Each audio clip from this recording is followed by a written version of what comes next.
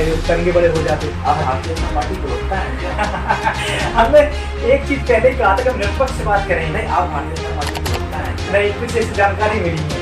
देखिए, हमारा बस यही सवाल है कि भारतीय कांग्रेस में लेकिन उत्तर प्रदेश की हालत देखिए, मैं कुछ समय के मैं गया हूँ, लाखों किताबें चल रही हैं, मुझे अपनी बातों से मुकर जा रही है। अब सरकार आने तो फिर देखेंगे, अब सरकार आ रही है तो वो पता तो मुझे बचपन से धारणा बनाई जो प्राइवेट स्कूल भी अच्छी होती है। बचपन से हम लोगों की धारणा बनाई प्राइवेट स्कूल अच्छी होती है। अगर हमारा भतीजा भाई पढ़ रहा हो तो यही कहते हैं सरकारी स्कूल ठीक है। आप पहले जैसे कहते हैं कि आप 15 लाख को हिंदुस्तान में दुल्ला बोलते हैं। जब 15 लाख आते हैं सरकार पूर्ण रूप से होती है। अब आप देखिए प्राइमरी स्कूल की हालात भी है, एक टीचर से 150 बच्चा, एक टीचर कैसे संभालेगा? प्राइमरी स्कूल की हालत बता रहा हूँ मैं, ठीक है। तो जूनियर स्कूल में 3 टीचर तो नहीं मिलता है। देखो जीतना लोकतंत्र में जीतना हारना अलग बात है। नहीं जनता नहीं देखो जनता या फिर देखिए जनता में तय की और हार का सामना भी करना पड़ा था। तो ऐसा क्या मजबूरी रही थी जो समाजवादी पार्टी से ही गठबंधन करके चुनाव लड़ना चाहे था? देखिए राजनीति में क्या होता है, राजनीति मजबूरी पक्ष बनाया जाता है। उस समय हमको लगा था कि समाजवादी पार्टी कांग्रेस पार्टी मतलब बन सकती है।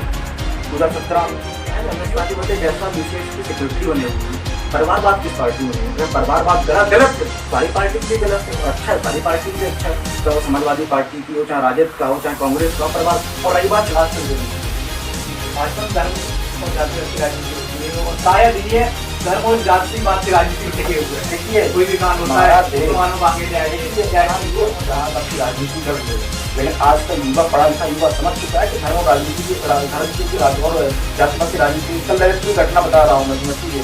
एक हिंदू भाई के चक्कर में एक मुस्लिम लड़के ने उसको बचाने के चक्कर में, ठीक है, जान दे दी। तो यार तुम कितना कर लोगे, तुम कितना कर लोगे धर्म जाति की राजनीति। लेकिन जो मानवता है, मानवता नहीं।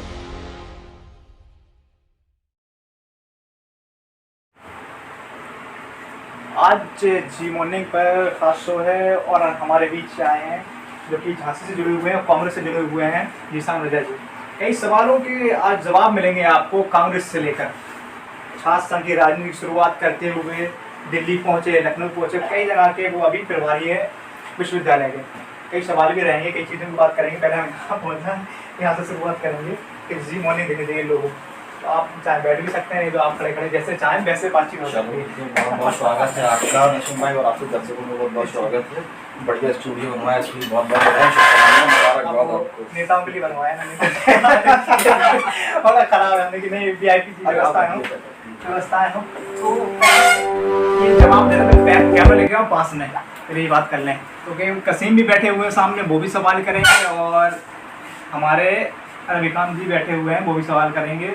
उनके भी कुछ सवाल है, कह रहे कांग्रेस को लेकर हमारे भाई सवाल है, यहाँ के नेता दे नहीं पाते हमने। नहीं, सवाल के जवाब तो मिलेंगे।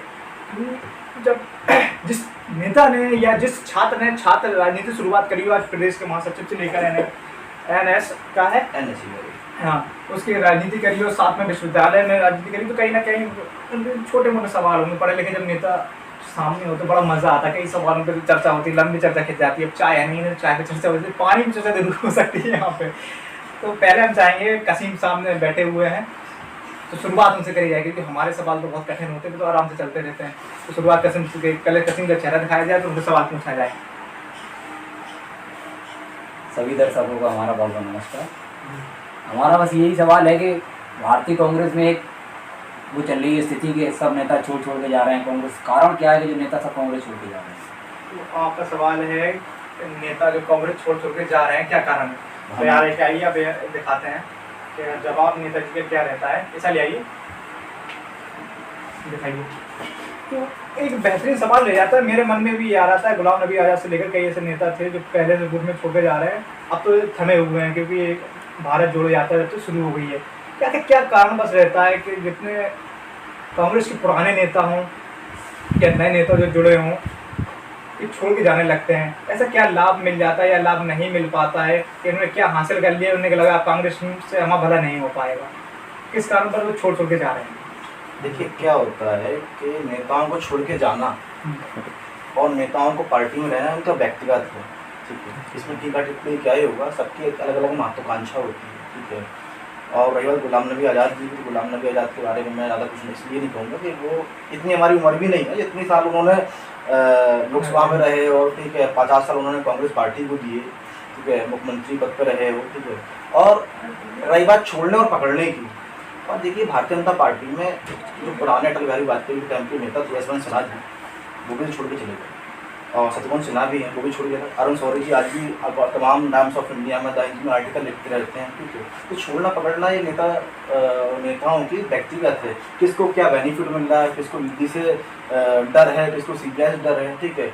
मैं सिर्फ इतना ही कहूँगा कि वर्तमान समय में जो भी लोग पार्टी को छोड़ के जा रहे हैं, इस दौर कांग्रेस का वो है कि आपको छोड़ने का नहीं करना चाहिए, तो आपको पार्टी को जो पुशअप होता है ना, पार्टी को आपको कहीं ना कहीं एक साथ लेके चलना चाहिए था। गुलाम नबी आज़ाद जी बस यही कहें तो वो छोड़ना नहीं चाहिए, तो हमने 50 साल पार्टी को आपने दिए हैं, पूरा जीवन दे दिया, मतलब कहीं एक छत के नीचे रहे, एक छत पर भाई आपको छोड़ना के नहीं जाना चाहिए था, तो हमें पार्टी के थोड़ा सा स्टैंड लेना चाहिए था। ये जो कांग्रेस का दौर, देखो परिवर्तन प्रकृति का नियम है, आज कांग्रेस ठीक विपक्ष की भूमिका निभा रहा है, ठीक है। हम वो तो है नहीं कि नहीं हम जीतते रहेंगे, भाई अगर क्रिकेट मैच होता है, ठीक, हार जीत लगी रहती है ना, राजनीति लोकतंत्र, हम लोग लोकतंत्र में भाई अपनी सच्चाई स्थापित कैसे करेंगे, हार जीत से सच्चाई स्थापित करेंगे, तो कहीं ना कहीं जब हार जीत होती है तो आज विपक्ष की भूमिका निभा रहे हैं, कल पक्ष में होंगे, बस वही चीज़ है। नेताओं कहीं ना कहीं सबर नहीं है, ये कहेंगे भाई सबकी अलग अलग पर्सनल महत्वाकांक्षा होती है, किसी कांग्रेस में जानते हैं नहीं। सबर नहीं है कि अभी हाथ मिल जाए सब कुछ, बस बस बस बस किसी को राज्यसभा सांसद बनना होता है, किसी को आयोग का अध्यक्ष बनना होता है, सबकी अलग अलग महत्वाकांक्षाएं हैं। लंबा इंटरव्यू खींचेगा तो वो कुछ सवाल है वो बाद में कर लेंगे, पहले वो सवाल सबसे पहले इस समय गरमाया हुआ है भारत जोड़ो यात्रा, इसको लेकर कुछ विपक्ष जो सत्ता पक्ष हैं, आप लोग विपक्ष में हैं यहाँ पर उत्तर प्रदेश में और केंद्र में, जो सत्ता पक्ष के लोग हैं कह रहे हैं भारत जोड़ो यात्रा, भारत टूटा ही कब था जो आप जोड़ते फिर रहे हैं। देखिए भारत जोड़ो यात्रा कन्याकुमारी से कश्मीर तक, ठीक है, हमारा भी उधर कुछ चिंतन शिविर हुआ था पिछले कुछ दिनों, ठीक है, उसमें एक रूपरेखा तैयार हुई कि भारत को 3 महीनों के लिए एक लोग यात्रा निकालेंगे, पद यात्रा होगी पूरी कन्याकुमारी से कश्मीर तक। और भारत, मैं नहीं कह रहा हूँ भारत टूटा, लेकिन हमने भारत को जोड़ने, हम जो यात्रा निकालें भारत जोड़ने की यात्रा निकाल रहे हैं। और आर्थिक, अगर भारत को आप आर्थिक स्तर पे देखें तो आर्थिक स्तर पर भारत हमारा टूटा हुआ है ना। आज गरीब और अमीर की जो बीच की खाई कितनी हो गई है, आज महंगाई दर कहाँ क्या है, आज पेट्रोल डीजल क्या है, आज जो 4-4 गाड़ियों आप घूम सकते हो आज एक गाड़ी से घूम रहे हैं, आज जो कार होंगे मोटरसाइकिल पे आ गए, बस अपनी क्या इज्जत बनाए बैठे हुए हैं, ठीक है। दूसरा सामाजिक स्तर पे आज कितनी बेमनुष्यता फैल गई है समाज में, चाहे हिंदू हो, मुसलमान हो, और फिर तमाम जातियों में आदिवासी जनजाति, अनुसूचित जनजाति, आपस में कितनी जो बेमनुष्यता, हमारा देश विविधताओं में एकता वाला देश है ना हमारा, तो वसुधैव कुटुंबकम हम लोग ऐसे थोड़े ना कहते हैं ना, ठीक है, डिफरेंट टाइप ऑफ डाइवर्सिटी से हमारा देश बना है। हमारा देश एक ऐसी गुलदस्ता है जिसमें गुलाब का ये फूल है, जिसमें तुम्हारा पीला गुलाब भी है और लाल गुलाब भी है, तो गुलदस्ते को जो संजो के रखना है ना, उस संजो के रखने के लिए हमने भारत जोड़ो यात्रा की है। और भारत जोड़ो यात्रा से कहीं ना कहीं विपक्ष इसलिए बौखलाया हुआ है कि राहुल जी ने जो यात्रा निकाल ली है ना, विपक्ष को दिख रहा है कि भाई परिवर्तन होने वाला है।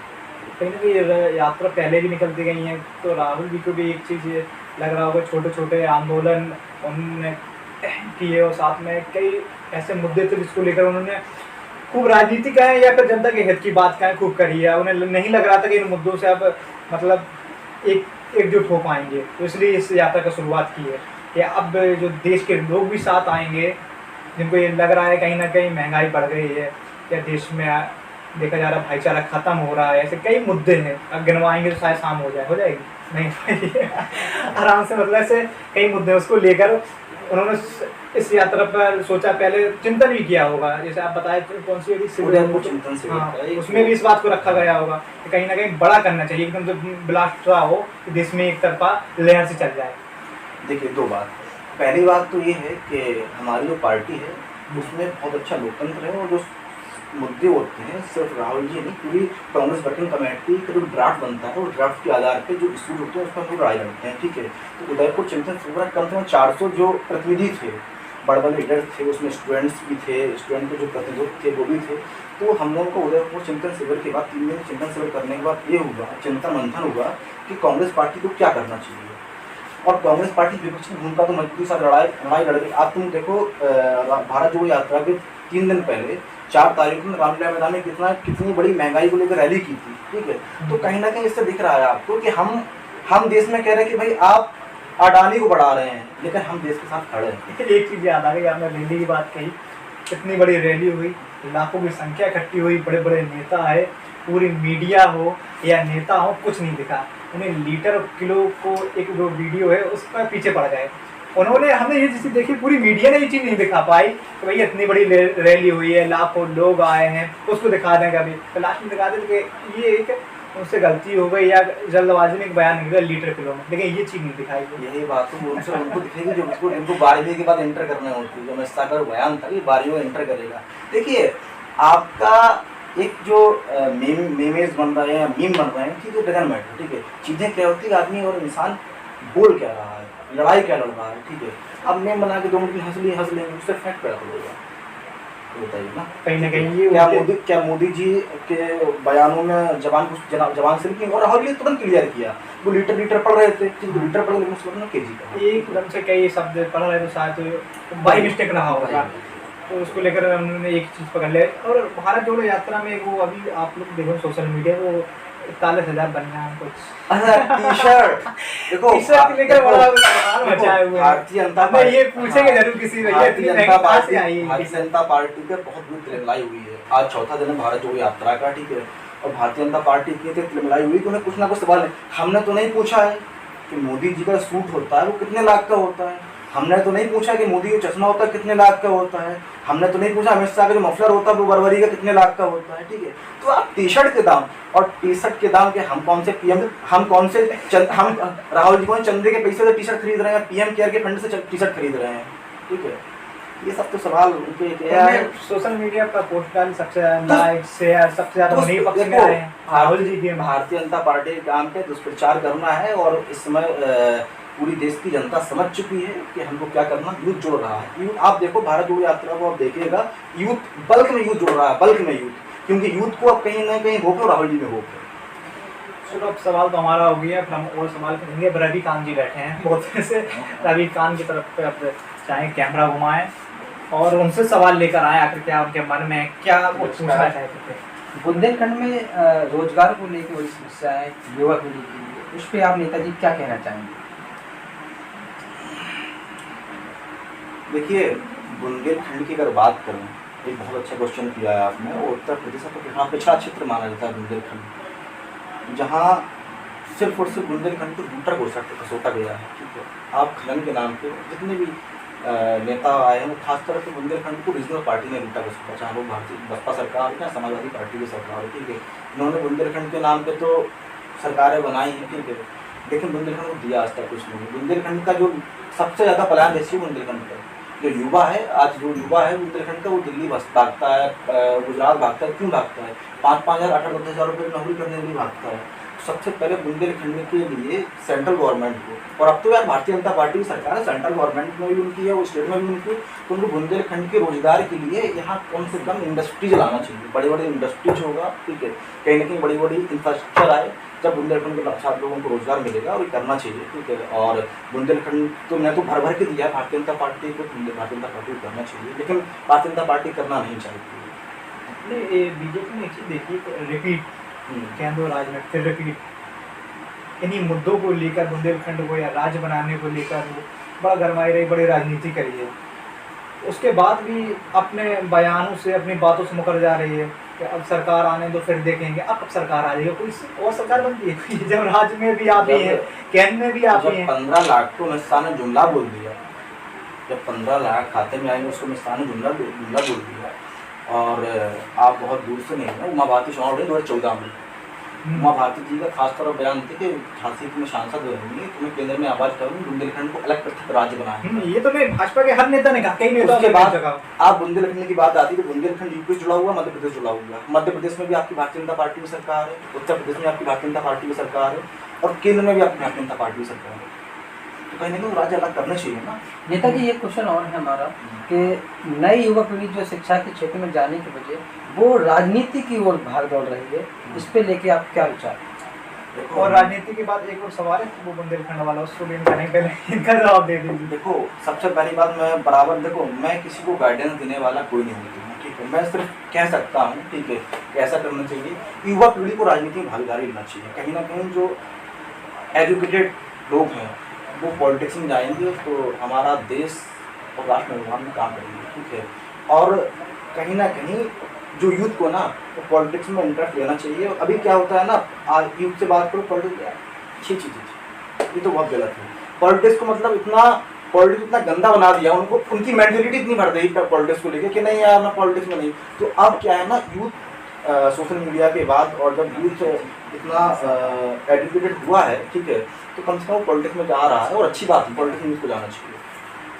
पॉलिटिक्स में कहीं ना, अच्छा बुंदेलखंड को लेकर वो चुनाव अभी बंद हो गए तो हमारे शासन चल रहा था, कोई रोक लग गई थी छात्र चुनाव पर, उसको लेकर सरकार ने फिर बहाली की बात की, क्या है पूरा मसला? और देखो बताया कोई जितनी भी रीजनल पार्टी है भाई, ठीक है, कोई ये नहीं चाहता कि छात्र जो गरीब तबके का आदमी है या जो गरीब तबके का लड़का हो वो राजनीति में, ठीक है।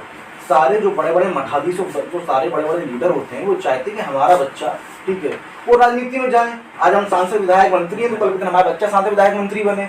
और छात्र राजनीति राजनीति की नर्सरी होती है, ठीक है। अगर जो अच्छा छात्र नेता हो, चाहे लालू यादव से लेके जयनारायण से लेके, ठीक है, जितने बड़े बड़े लीडर निकले हैं वो छात्र राजनीति से निकले हैं। नेताजी आप शिक्षा से जुड़े हुए हैं और शिक्षा में काफ़ी जानकारी रखते हैं। हमारा ये कहना है कि ये बुंदेलखंड यूनिवर्सिटी हो या किसी गरीब स्तर की कोई जानकारी हो, जैसे नए ग्रामीण क्षेत्र से जो युवा शिक्षा के क्षेत्र में बढ़ना चाहते हैं, अपनी ये हमने आज के ज़माने में देखा कि प्राइवेट सेक्टर का जो भी शिक्षा का क्षेत्र है ग्राफ बढ़ता जा रहा है, और सरकारी स्कूल हैं, विद्यालय हैं, ग्रामीण स्तर के विद्यालय हैं, उनमें काफ़ी संख्या में शिक्षा का जो ग्राफ है घटता जा रहा है। और प्राइवेट सेक्टरों में स्कूलों में शिक्षा का जो बच्चे हैं, पब्लिक स्कूल की बात कर रहे हैं, यूनिवर्सिटी कॉलेज की बात कर रहे हैं। हम देखा जाए तो ग्रामीण क्षेत्रों में जो शिक्षा प्राप्त करने वाले ग्रामीण विद्यार्थी हैं वो यूनिवर्सिटी तक पहुंचने में काफ़ी महसूस करते हैं, वो ज़्यादा कभी यूनिवर्सिटी तक नहीं पहुंच पाते हैं और वहीं तक सीमित रह जाते हैं। देखिए दो बात है इसको। पहली बात तो पब्लिक स्कूल, हम लोगों ने बचपन से धारणा बनाई के जो प्राइवेट स्कूल बहुत अच्छे होते हैं। बचपन से हम लोगों की धारणा बनाई जो प्राइवेट स्कूल वो अच्छे होते हैं। अगर हमारा भतीजा भाई पढ़ रहा हो तो यही कहते हैं सरकारी स्कूल नहीं, ठीक है।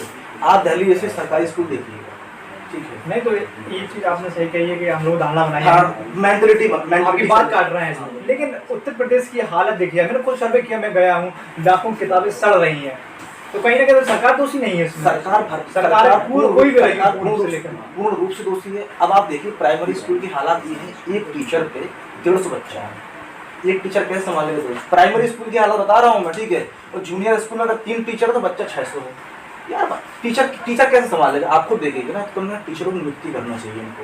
जो शिक्षा मित्र थे बेचारे, उनकी बहाली कर दी, आज लाठियों से मार रहे हैं उनको।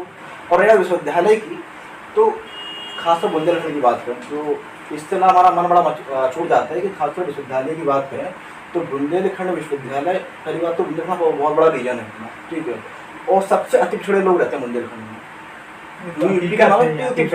और बुंदेलखंड विश्वविद्यालय छात्र जाता है, ठीक है, इतनी हाई फाई फीस है कि आपको ये लगेगा कि आप इससे अच्छा प्राइवेट कॉलेज से हम करा देंगे, ठीक है। आज BA BSc जो ऑन कैंपस की BA BSc है उससे कई गुना ज़्यादा सस्ती प्राइवेट कॉलेज में बच्चा BA BSc करा देगा, ठीक है। मैं जीते जागते से बता रहा हूँ, एक लड़की का एडमिशन वो लेना चाहती BBA में, ठीक है। BBA में एडमिशन लेना चाह रही है, उसका एनरोल्ड हो गया, उसने फीस नहीं BBA की, तो उसके फादर का मुंह उतर गया, उसने BA में एडमिशन लिया। तो छात्र संघ सिर्फ इसीलिए बहाल होना चाहिए, कम से कम छात्र नेता से सवाल किए जाएं। और जो विश्वविद्यालय प्रशासन जो फीस या जो तमाम अनियमितताओं को थोप देता है छात्रों के ऊपर अपना तानाशाही रवैया अपना के, तो फीस बढ़ोतरी है ना सर उसको कम किया जाए। और उसके साथ साथ क्या है ना कि छात्र संघ जब होगा ना तो छात्रों का प्रतिनिधित्व होगा। आपसे बाहर के लिए कमेटी बुंदेलखंड बनी है, देखो हाँ, बुंदेलखंड विश्वविद्यालय में पूरे बुंदेलखंड में दलगत राजनीति से ऊपर उठ के बिना कोई बैनर, ना कोई NSY, ना कोई UP, ना कोई समाज छात्र सेवा, सब ने सारे संगठन में जितने भी छात्र संगठन है CYSS से लेकर NSY से लेकर ABVP से लेकर समाज छात्र सेवा से लेकर दलगत राजनीति से ऊपर उठ के एक बैनर तले, उस बैनर का नाम छात्र संघ संघर्ष समिति, एक बैनर के तले हम लोगों की मुहिम बनी है सातों जिले की, बांदा, हमीरपुर, ललितपुर, जालौन, झांसी और तुम्हारा चित्रकूट, महोबा, ठीक है, सातों जिलों की भूमिका बनी है। सातों जिलों से जितनी डिग्री कॉलेज में पुराने छात्र नेता हैं, नए छात्र नेता हैं और जितने भी छात्र हैं वो अपनी समस्याओं को लेकर आ रहे हैं। हम लोग प्रचंड रूप से कुलपति का घेराव विधिक तरीके से हम लोग की सारे डेलीगेशन बने, हाईकोर्ट में किसको लड़ना है, विश्वविद्यालय पर स्तर पर किसको लड़ना है, तो कहेंगे छात्र हम लोग बहाली करा लेंगे। इसका पूरी तैयारी में इस बार बस पूरी तैयारी मैडम मेरी बच चुकी है, बस अंजाम तक पहुंचाई जाएगी। इस साल घुमाओ के अंदर सवाल पूछते जाओ। आप नेताजी कांग्रेस पार्टी से आते हैं। जी कांग्रेस पार्टी ही ऐसी पार्टी है जो चुनाव में फंड देती है। हाँ बीएसपी हो, बीजेपी हो, सपा हो, इन पार्टियों में देखा है काफ़ी संख्या में नेता लोग फंड की कमी की वजह से कभी चुनाव नहीं लड़ पाते हैं। चुनाव लड़ते भी हैं, अच्छा खासा पैसा देते हैं, तो अन्य कोई नेता अगर पैसा दे देता है ज़्यादा तो वो वापस आ जाते हैं। हमने जान करके सुना कि कांग्रेस पार्टी इतनी मजबूत पार्टी है जो फंड पार्टी जो टिकट जो प्रत्याशी होता है उसको पैसा भी देती मुहैया कराती है और अच्छा चुनाव लड़ाने का भी प्रयास करती है। तो फंड की बात आती है आपकी कांग्रेस पार्टी को लेकर, इस पे आपका क्या विचार है? देखिए, कांग्रेस पार्टी आज से नहीं, आज़ादी के दौर से अंतिम पंक्ति की आवाज़ बनी है। जो अंतिम छोर पर व्यक्ति है, जो अंतिम पंक्ति का व्यक्ति है, उसकी आवाज़ बनी है।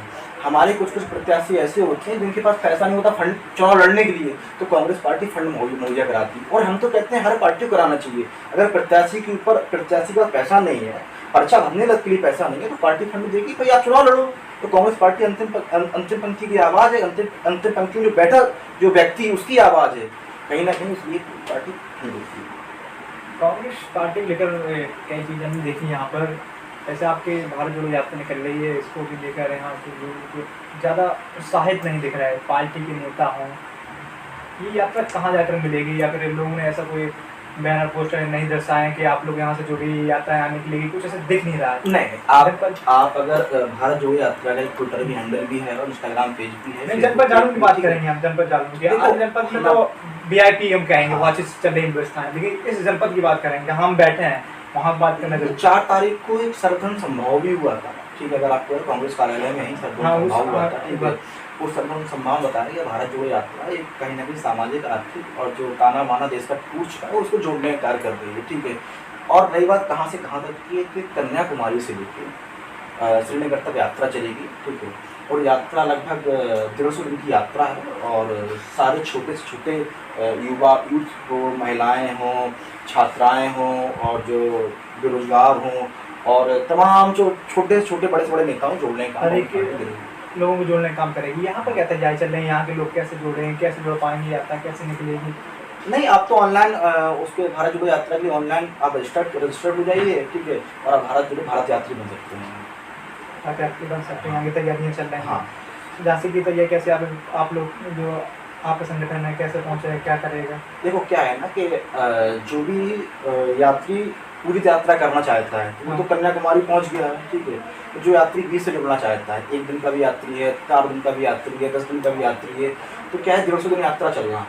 तो हमारे जो अपना जो यूपी है, यूपी में आने में कम लग जाएगा 100 दिन, ठीक है, तब कहीं जाके यूपी में आएगी यात्रा। तो 100 दिन बाद चीज़ें है ना, और जो भी आपको धीरे रहेंगे वो तेज हो जाएंगे। अभी धीरे धीरे चल रहा है, जब जाकर यहाँ पर पहुँचेगी फिर जाके लोगों को फिर एक काफिला देखने को मिलेगा, सभी जनपदों में निकलेंगे। राहुल जी पैदल यात्रा कर रहे हैं, सबसे बड़ी बात है पैदल यात्रा 150 दिन पैदल। हाँ, 150 दिन पैदल। जहाँ रुकेंगे वहीं खाने पीने में, जहाँ रुकेंगे राहुल जी वहीं सोएंगे, कोई VIP व्यवस्था नहीं है। नहीं, कोई VIP व्यवस्था नहीं, आप देख तो रहे कहाँ। लेकिन राष्ट्रवादी तो लगे हैं VIP घोषित कर देंगे भाई।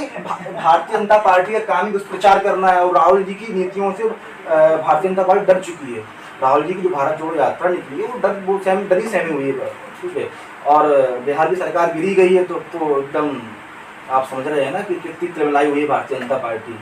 उत्तर प्रदेश को लेकर ही तरह की बातें की जा रही हैं, यहाँ भी गड़बड़ी हो सकती है, केसर प्रसाद मौर्य जी नाराज हैं, यहाँ पर भी डरी हुई है भाजपा। वो अखिलेश जी का, केसर प्रसाद जी का व्यक्तिगत विचार है, ठीक है।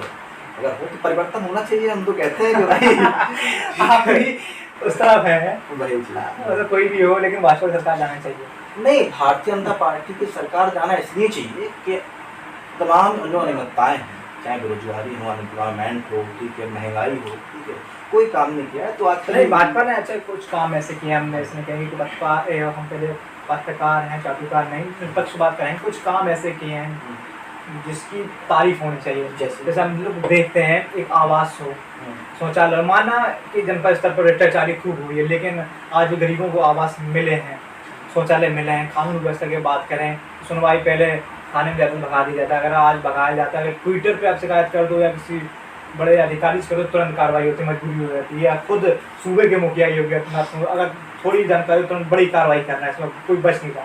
तो इन मसलों पर, इन मामलों पर उन्होंने काफ़ी काम किया है, इस बात में एक दोहराई नहीं है। पहले सपा सरकार रही हो, बसपा रही हो, दंगे बड़े हो जाते थे। आप भारतीय जनता पार्टी के वक्ता हैं क्या? हमने एक चीज पहले ही कहा था कि हम निष्पक्ष बात करेंगे। नहीं, आप भारतीय जनता पार्टी के वक्ता हैं क्या? नहीं, कुछ ऐसी जानकारी मिली है। देखिए, आवास की अगर बात की जाए तो इंदिरा गांधी आवास योजना भी थी, ठीक है। और रही बात आप जो कह रहे हैं कि लॉ एंड ऑर्डर कहाँ मेंटेन है, ठीक है।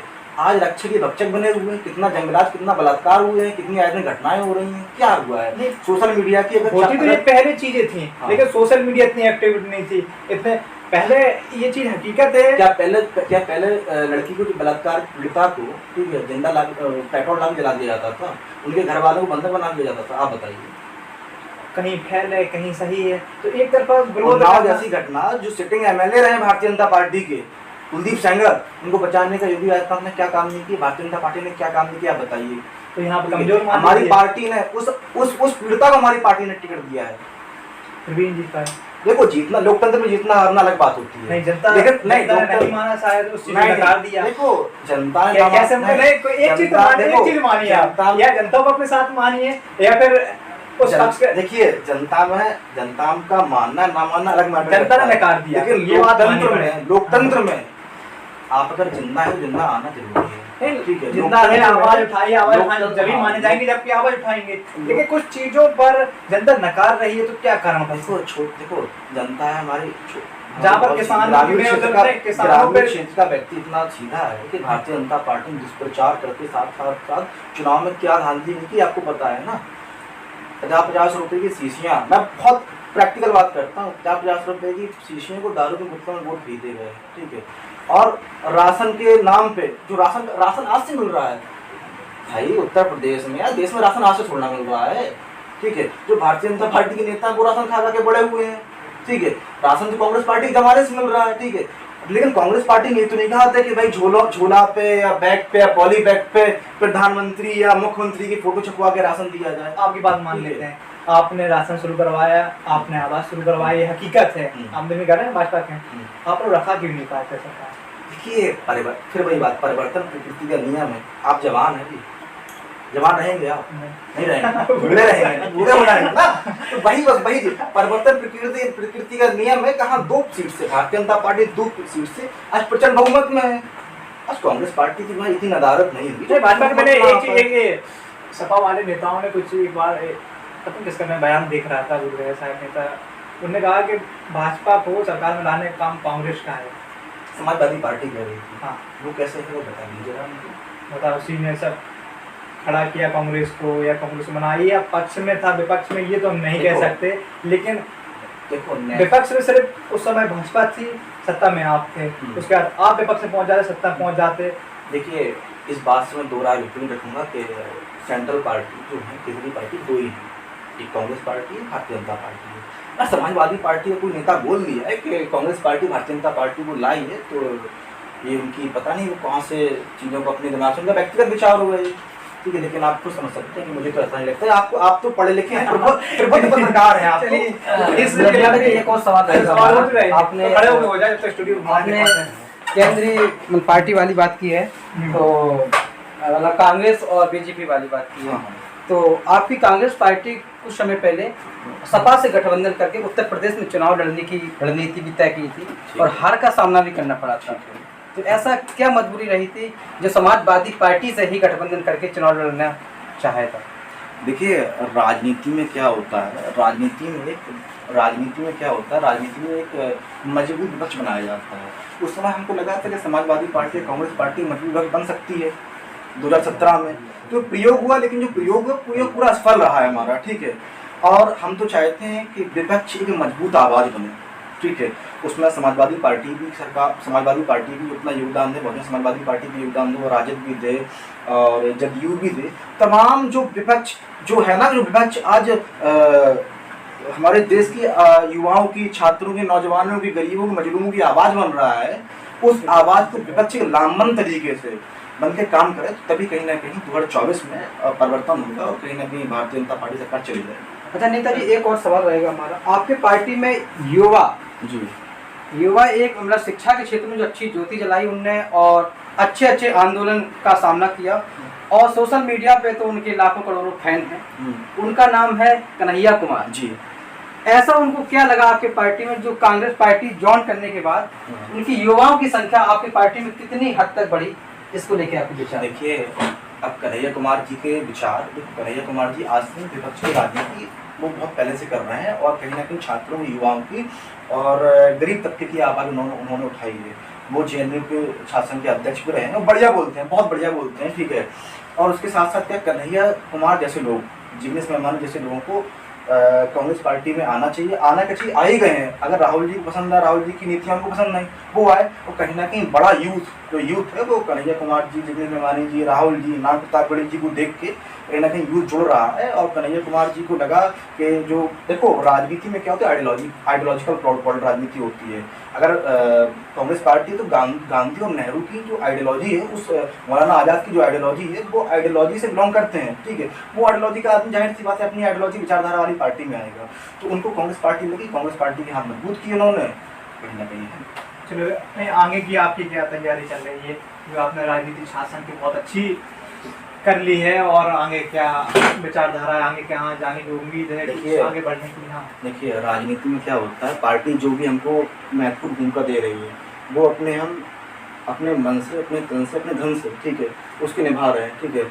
रही बात आने की, तो पार्टी क्या है, पार्टी अगर हमको बूथ स्तर से लेके विधानसभा स्तर से लेके जिला पंचायत स्तर से लेके जो भी जिम्मेदारी दी उसकी निभान करेंगे हम तो। पार्टी जो संदेश होगा उसको लेकर आगे जाना है। जो पार्टी संदेश। कसीम का एक सवाल है, देखते हैं। लेकिन एक आरोप लगता है आप पर कि कांग्रेस पार्टी परिवारवाद की राजनीति करती है। पिछले 20 वर्षों से जो अध्यक्ष का पद है एक ही परिवार के पास है, और कई दिनों से चर्चा भी चल रही है कि अध्यक्ष का चुनाव होना है, लेकिन बात वहीं अटकी है। इस पर आपका क्या है? परिवारवाद किस पार्टी में नहीं है। अगर भारतीय जनता पार्टी की बात करें, राजनाथ सिंह के बेटे हैं पंकज सिंह, नोएडा सदर से विधायक हैं, ठीक है। सेकंड थिंग क्या है, अमित शाह के बेटे जैसा BCS के सेक्रेटरी बने हुए हैं।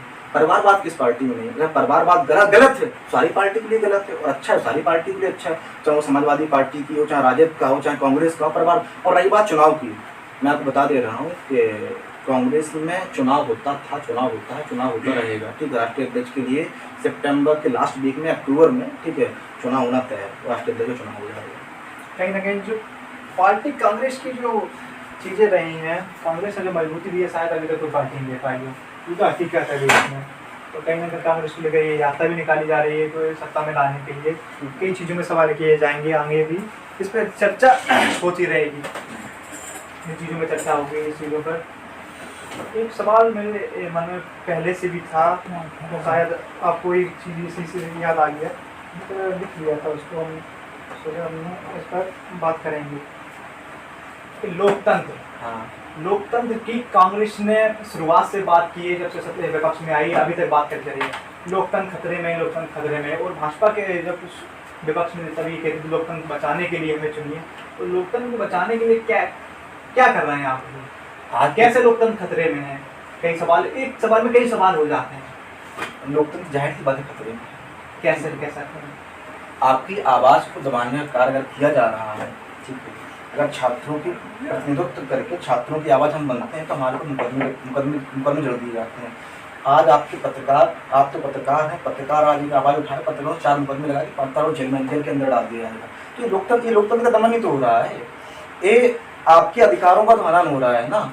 वो नहीं चाहते हैं कि आपकी आवाज़ बने, वो नहीं चाहते हैं आप किसी की आवाज़ बने, या गरीब की आवाज़ बने, मजलूम की आवाज़ बने, छात्र की आवाज़ बने, बेरोजगार आदमी की आवाज़ बने, वो नहीं चाहते हैं ना। तो ये लोकतंत्र का हनन तो है ही, ठीक है।